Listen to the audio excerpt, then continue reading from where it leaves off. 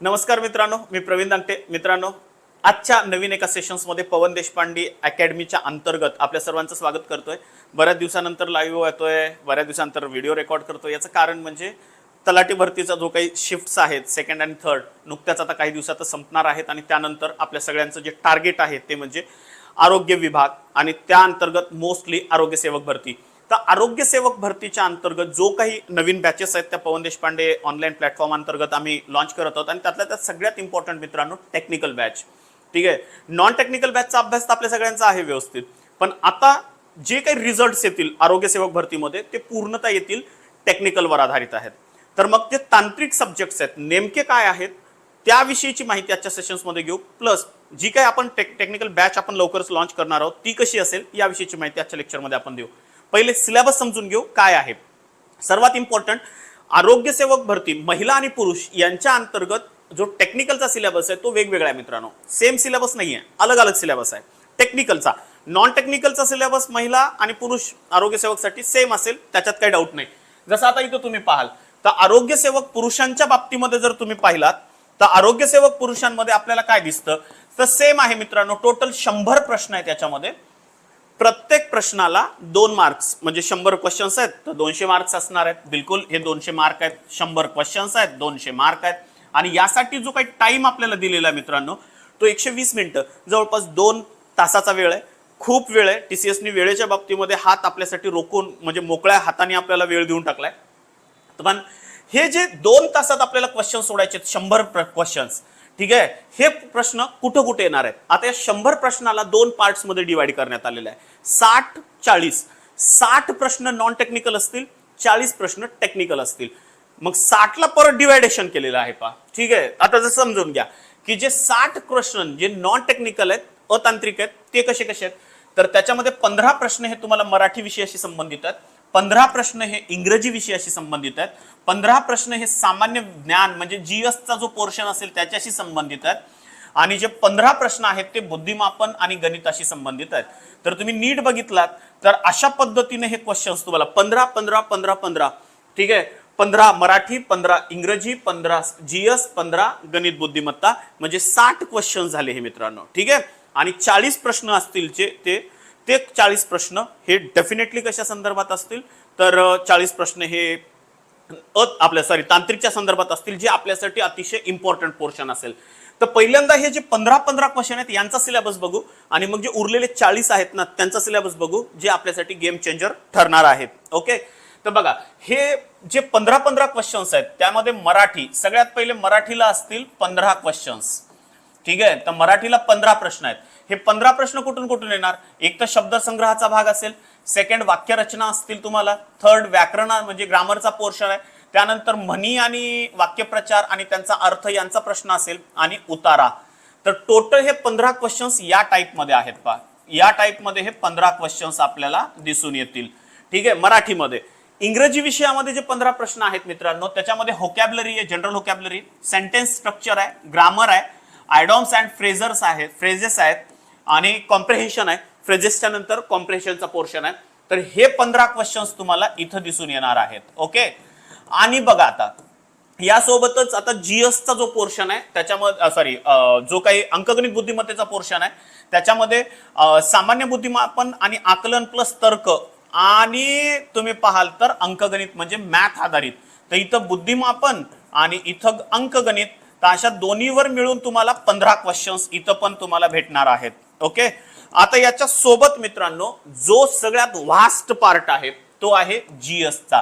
आणि मी तुम्हाला एक सांगेल, हे बघा तुम्ही जर तयारी करत असाल मित्रांनो तर मला वाटत नाही तुम्हाला मराठी त्याच्यानंतर गणित किंवा इंग्रजीवर तेवढा जास्त फोकस करण्याची गरज आहे, कारण तलाठी भरतीच्या अंतर्गत आपण हा भाग ऑलरेडी कव्हर अप केलेला आहे. आपल्यासाठी 2 हे अतिशय इम्पॉर्टंट आणि आपल्याला टर्निंग पॉइंट आहेत आपल्या जॉबसाठी आणि माझं म्हणणं तेच असेल तुम्ही या 2वर जास्त फोकस करा. एक तर जीएसचा भाग हा व्हास्ट आहे, याची तयारी आपली जास्त झालेली नाहीये, तर हा भाग आणि दुसरा तांत्रिकचा भाग.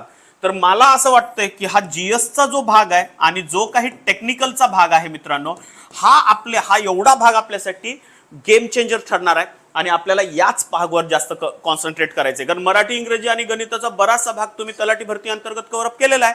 त्यात काही अडचण येणार नाही. मला वाटत नाही त्या 45 मार्कामध्ये तुम्हाला जास्त अडचण असेल. ठीक आहे, मला असं वाटतं की हे जे जवळपास 55चा पोर्शन आहे, 55 मार्क्सचा, तर 55 क्वेश्चन्सचा हा 55 क्वेश्चन्स आहेत ना, हे आपल्यासाठी अतिशय जास्त इम्पॉर्टंट ठरणार आहेत. का? कारण जीएस हा न संपणारा भाग आहे आणि टेक्निकल हा आपल्यासाठी नवीन आहे. तर हे दोन भाग सगळ्यात जास्त इम्पॉर्टंट आहेत, ते आपण पाहू. आता जीएस मध्ये जे 15 क्वेश्चन्स आहेत ते कसे कसे आहेत हे एकदा समजून घेऊ. जीएसचे जे 15 क्वेश्चन्स आहेत मित्रांनो, त्यामध्ये हिस्ट्री, त्यामध्ये त्यातल्या त्यात मॉडर्न इंडियन हिस्ट्री, आधुनिक भारताचा इतिहास, सोबत इंडियन अँड महाराष्ट्र म्हणजे India, the geography of India and Maharashtra, Bharat आणि महाराष्ट्राचा भूगोल, याच्यावर आता इथे क्वेश्चन्स येताना एक दोनच येणार सगळ्या भागावर. हिस्ट्रीवर 2-1 क्वेश्चन घ्या, भूगोलवर 2-3 क्वेश्चन्स घ्या, इकॉनॉमिक्सवर 2-3 क्वेश्चन्स घ्या. आता याच्यामध्ये ग्राम प्रशासन असेल, जिल्हा प्रशासन असेल, राज्य प्रशासन असेल, त्यांचे संघटन कार्य यावर, रचना यावर क्वेश्चन्स असतील. महाराष्ट्रातील समाज सुधारक आहे, 1-2 क्वेश्चन्स इथे येणार. चालू घडामोडी जीएस करंट अफेअर्सचा जो भाग आहे तिथे येणार. सगळ्यात इम्पॉर्टंट आहे भारताचे शेजारील राष्ट्राशी संबंध, तर फॉरेन पॉलिसीच्या संदर्भातले क्वेश्चन्स इथं आपल्याला पाठ करावे लागतील. कृषी आणि ग्रामीण विकास, ॲग्रिकल्चरल अँड रुरल डेव्हलपमेंट हा जो भाग आहे त्याच्यावर क्वेश्चन्स तुम्हाला येणार आहेत. ठीक आहे, तुम्ही ज्या ठिकाणी मित्रांनो फॉर्म भरलेला आहे आरोग्य सेवकसाठी, तर त्या ठिकाणचा भूगोल आणि त्या ठिकाणच्या इतिहासावर सुद्धा क्वेश्चन्स हे येणार आहेत. तर हे 15 क्वेश्चन क्रुशल आहेत. का? कारण सिलेबस वास्ट आहे. तलाठी भरती अंतर्गत कोणाचाही हा सिलेबसचा पूर्ण भाग कव्हर अप झालेला नाही. त्यामुळे मी म्हणेल ज्याला तुम्ही जास्त इग्नोर करता तोच भाग आता इथून पुढे तुमचे मार्क आणणार आहे. त्यामुळं जीएस प्लस टेक्निकल हा अतिशय इम्पॉर्टंट पोर्शन असेल अकॉर्डिंग टू मी. हे माझ्यानुसार, कदाचित तुमचे वेगळे विचार असू शकतात, पण मला वाटतं की मोस्ट ऑफ कॅन्डिडेट हे माझ्या विचाराशी सहमत असतील. ठीक आहे, हे भाग झाला. आता आपण बघू की तांत्रिक मध्ये काय. आता बघा मित्रांनो, तांत्रिक मध्ये सगळ्यात अवघड गोष्ट काय की आरोग्य सेवक पुरुषांचा तांत्रिकचा सिलेबस वेगळा आहे मित्रांनो. ठीक आहे, आणि महिलांचा तांत्रिकचा सिलेबस वेगळा आहे. ठीक आहे, पुरुष वेगळा, महिलांचा वेगळा. पहिले आपण पुरुषांचा तांत्रिकचा, कारण बघा पुरुषांसाठी इथं 40 क्वेश्चन्स आहेत आणि हे 40 क्वेश्चनसाठी तुम्हाला 80 मार्क्स आहेत. ठीक आहे, तर मग हा भाग आपल्याला पाहायचा आहे. आरोग्य सेवक पुरुषांच्या तांत्रिकमध्ये काय काय येतं. सगळ्यात पहिले ग्रॅव्हिटेशन. ग्रॅव्हिटेशन म्हणजे गुरुत्वाकर्षण. तर गुरुत्वाकर्षण हा भाग असेल. आता ग्रॅव्हिटेशनचा खूप इम्पॉर्टंट भाग आहे. मग तुम्हाला ते न्यूटन्सच्या ग्रॅव्हिटेशनच्या विषयीची संपूर्ण माहिती असली पाहिजे. गुरुत्वाकर्षणाची कॅपिटल जीचं व्हॅल्यू काय, स्मॉल जीचं व्हॅल्यू काय. ठीक आहे, तर गुरुत्वाकर्षणा संबंधात जेवढ्या काही कन्सेप्ट आहेत त्या इथं आपल्याला कंडक्ट करायला लागतील. सगळ्यात इम्पॉर्टंट आहे पिरियॉडिक क्लासिफिकेशन ऑफ इलेमेंट. याला आपण म्हणतो मूलद्रव्याचे वर्गीकरण. मूलद्रव्याचं वर्गीकरण, मग त्या वर्गीकरणामध्ये तुम्हाला डोबेरॅनरचा ट्रेडचा म्हणजे डोबेरॅनरच्या त्रिकांचा नियम, न्यूलँडच्या अष्टकांचा नियम, मेंडेलिव्हची आवर्त सारणी आणि आधुनिक आवर्त सारणी या 4 भागाला इथं आपल्याला फोकस करावं लागणार आहे. आणि खूप डिटेलमध्ये व्यवस्थित हा केमिस्ट्रीचा पोर्शन आहे तो इथे येईल. नंतर येईल केमिकल रिॲक्शन अँड इक्वेशन्स. बघा रासायनिक अभिक्रिया आणि समीकरणे. आता केमिकल रिॲक्शन्स होतात कशा. ठीक आहे, आणि हे आपण केमिकल रिॲक्शन्स लिहिण्यासाठीचे रूल्स काय, केमिकल इक्वेशन लिहिण्यासाठीचे रूल्स काय, टाइप्स ऑफ केमिकल रिॲक्शन, रासायनिक अभिक्रियेचे प्रकार, मग त्यामध्ये ती संयोग अभिक्रिया, नंतर अपघटन अभिक्रिया, विस्थापन अभिक्रिया, दुहेरी विस्थापन अभिक्रिया यांचा समावेश इथं केला गेलेला आहे. या भागामध्ये केला जातो. तोही भाग आपल्याला इथं समजून घ्यायचा आहे. ठीक आहे, नंतर इफेक्ट ऑफ इलेक्ट्रिक करंट.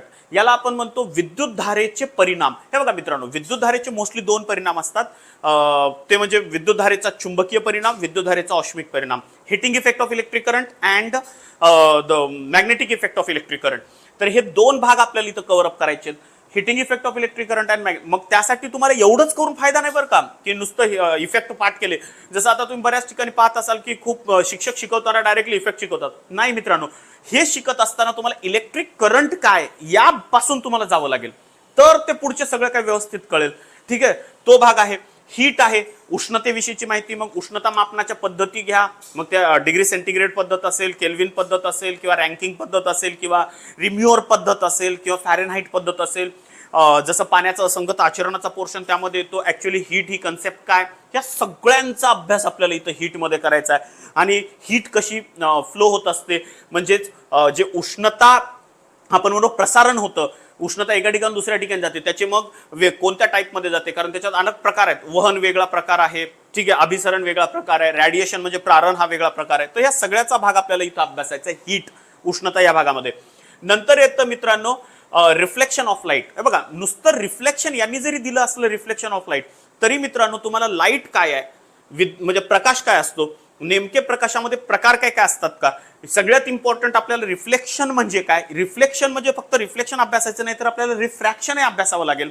कारण टीसीएस तुम्हाला हे रिफ्लेक्शन जरी देत असलं तरी रिफ्रॅक्शन येणारच आहे, रिफ्रॅक्शन येणार आहे, रेअर फ्रॅक्शन येणार आहे, स्कॅटरिंग ऑफ लाईट येणार आहे, या सगळ्याचा अभ्यास करायचा आहे. म्हणजे तुम्ही एवढ्यावर बसायचं नाही, जे इथं दिलंय ना तेवढ्यावर नाहीये, त्याच्या सोबत जे काही भाग आहेत तोही आपल्याला इथं कव्हर करावा लागणार आहे. इथं चुकायचं नाही मित्रांनो. आपल्याला वाटतं बस एवढं दिलंय ना मग एवढंच असेल, नाही, याच्या सोबतचा जो काही संबंधित पार्ट आहे तो सुद्धा याच्यामध्ये येणार आहे, तो इम्पॉर्टंट आहे. नंतर येतं कार्बन कंपाऊंड्स, कार्बनी संयुगे. आता कार्बन कंपाऊंड्स येताना सगळ्यात इम्पॉर्टंट काय, Y carbon make a lot of compounds, का कार्बन अगणित संयुगांची निर्मिती करू शकतो. सगळ्यात इम्पॉर्टंट कार्बन कंपाऊंड्स मध्ये हायड्रोकार्बनवर फोकस जास्त करावा लागेल, कारण तिथं आपल्याला प्रश्न येतील. मग टाइप्स ऑफ हायड्रोकार्बन, मग त्याच्यामध्ये closed chain hydrocarbon, open chain hydrocarbon, ठीक आहे. मग त्याच्यात अल्केन, अल्किन, अल्काईन, म्हणजे सॅच्युरेटेड अँड अनसॅच्युरेटेड, मग त्याच्यात अल्केन, अल्किन, अल्काईन, हे सगळा भाग. आणि जेवढे काही कार्बन कंपाऊंड्स आहेत, मग ते मिथेन, इथेन, इथिलीन, प्रोपिलिन, सगळे ब्युटेन वगैरे, या सगळ्यांचा अभ्यास आपल्याला इथं करायचा आहे, हे महत्वाचं आहे. नंतर आहे मित्रांनो, आय थिंक मला वाटतं या भागावर आरोग्य सेवक भरतीमध्ये डेफिनेटली आणि 100% 2 क्वेश्चन्स तर येतील, आणि तो भाग म्हणजे स्पेस मिशन. 2 ते 3 क्वेश्चन्स येतात, कारण एवढाच चर्चेत आहे मित्रांनो. आत्ताच आपण चांद्रयान 3 सक्सेसफुली लँड केलंय चंद्रावर, ते भाग आहे. विक्रम जो आपला लँडर आहे तो ऑलरेडी लँड झाला चंद्रावर, त्यातून प्रज्ञान रोवर बाहेर पडला, तो भाग आहे. आणि आता सध्या खूप जास्त चर्चेत असणारा मुद्दा म्हणजे मित्रांनो, माहिती असेल तुम्हाला स्पेस मिशन मध्ये आदित्य L1, ठीक आहे. आदित्य L1 आपण सूर्याच्या अभ्यासासाठी पाठवायलो. लगेचच आपल्याला माहिती असेल मित्रांनो गगनयान, इस्रो लगेचच आता गगनयान आहे, ज्या अंतर्गत भारत स्पेसमध्ये माणूस पाठवणार आहे. तर गगनयान मोहीम सुद्धा भारताची एक महत्वाकांक्षी मोहीम आहे. तर या सगळ्या स्पेस मिशनचा अभ्यास आपल्याला इथं करायचा आहे. लेन्सेस, भिंग, आंतरवक्र भिंग, बहिर्वक्र भिंग, यांचा पण आपल्याला अभ्यास करायचा आहे. आंतरवक्र भिंग आणि बहिर्वक्र भिंगाच्या विषयीची माहिती पण आपण इथं पाहणार आहोत. त्यानंतर आपल्याला जो भाग पाहायचा आहे तो भाग आहे तो म्हणजे आंतरवक्र भिंग आणि बहिर्वक्र भिंगाचे जे काही आपण पाहतोय युजेस काय, नेमकं याच्यामध्ये इमेजेस कुठं मिळतात, कोणतं भिंग कोणत्या टाईपच्या इमेजेस तयार करतं, याविषयीची माहिती सुद्धा आपण इथं पाहणार आहोत. आणि त्याच्यानंतर आपण पाहणार आहोत hereditary and evolution. Hereditary evolution मध्ये तुम्हाला सगळ्यात इम्पॉर्टंट अनुवंशिकता, ठीक आहे.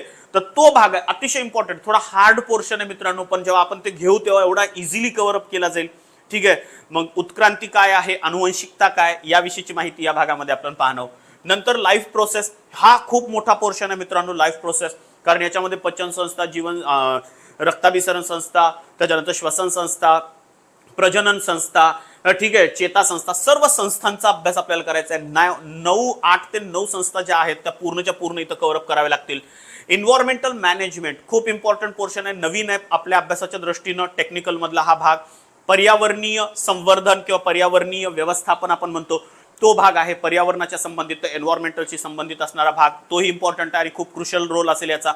ॲनिमल क्लासिफिकेशन मोठा भाग आहे मित्रांनो, पण अशी एक्झामच नाही की ज्या एक्झाम मध्ये यावर क्वेश्चन्स येत नाहीत. मी नेहमी म्हणतो सायन्समध्ये जर एक असा चॅप्टर कोणता आहे की ज्याच्यावर हमखास क्वेश्चन असतो तर मी हा चॅप्टरचं नाव नेहमी सांगतो पोरांना, अतिशय इम्पॉर्टंट आहे. ॲनिमल आणि प्लांट क्लासिफिकेशन खूप मोठा आहे.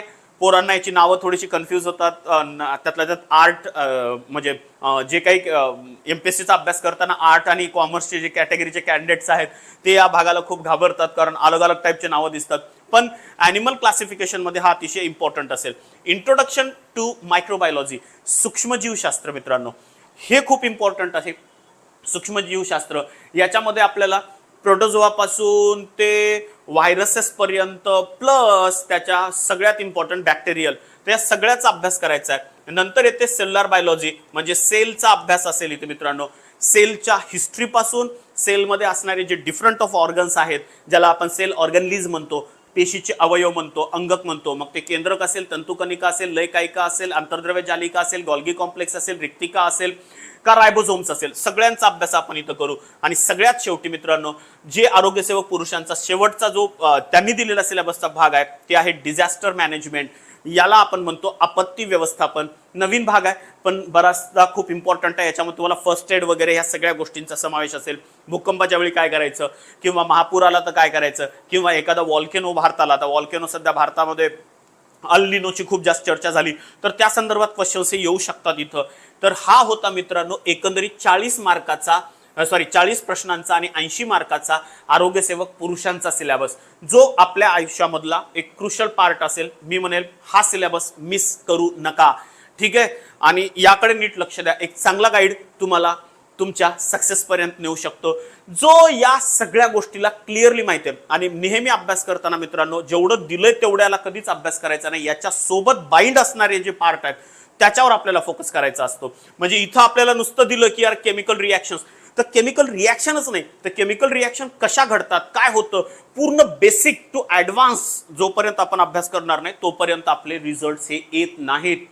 कारण इथे एक कॉम्पिटिशन आहे. या कॉम्पिटिशनला तोच सक्सेस होईल जो बियॉन्ड द, आपण म्हणू फ्रेम, अभ्यास करेल. Beyond the frame.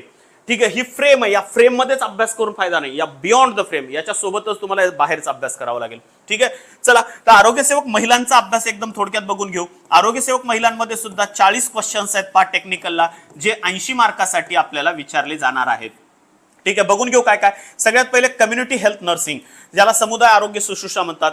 तर कम्युनिटी हेल्थ नर्सिंगचा पोर्शन आहे, जो अतिशय म्हणजे आरोग्यसेवक भरतीमध्ये जर तुम्ही पाहिलात कम्युनिटी हेल्थ नर्सिंगमध्ये किंवा नेमकं काय, तर कम्युनिटी हेल्थ नर्सिंगमध्ये आपल्या म्हणजे महिलांना याविषयीची माहिती पाहायची आहे की सोशियली जेव्हा डिसीज स्प्रेड होतात तर त्यावेळेस आपल्याला नेमकं काय करायचं असेल.